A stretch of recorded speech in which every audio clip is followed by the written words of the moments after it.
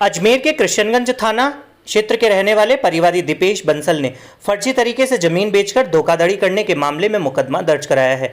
मामले की जानकारी देते हुए कृष्णगंज थाना प्रभारी डॉक्टर रवीश सामरिया ने बताया कि परिवादी दीपेश बंसल ने थाने में उपस्थित होकर शिकायत दी है कि उनके पिता श्याम बंसल के नाम पर एक जमीन है, जिस जमीन का मामला हाई कोर्ट में चल रहा है, जिसे लेकर उन्होंने दिलीप नाम के वकील को हायर किया था, जिसे केस लड़ने के लिए 5 लाख रुपए दिए थे।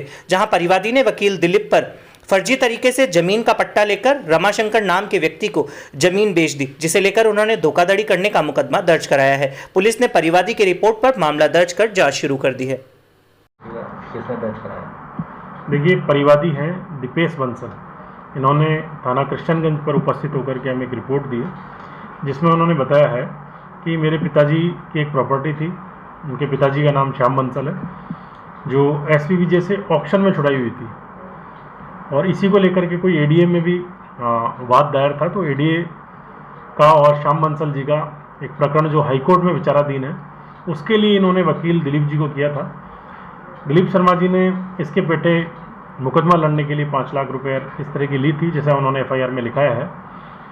उसके पश्चात यही जो ज़मीन जो इनके वकील है दिलीप शर्मा जी ने यही ज़मीन रमाशंकर जी को बेच दी, जिसमें उन्होंने परिवादी ने आरोप लगाया कि फर्जी पट्टा रमाशंकर जी को अलॉट किया है, जबकि ये ज़मीन मेरी है।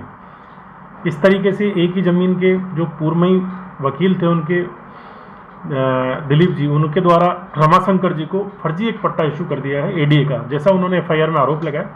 इस पर अब हमने एक प्रकरण पंजीबद्ध किया और उसका अनुसंधान जारी है। ये 420 467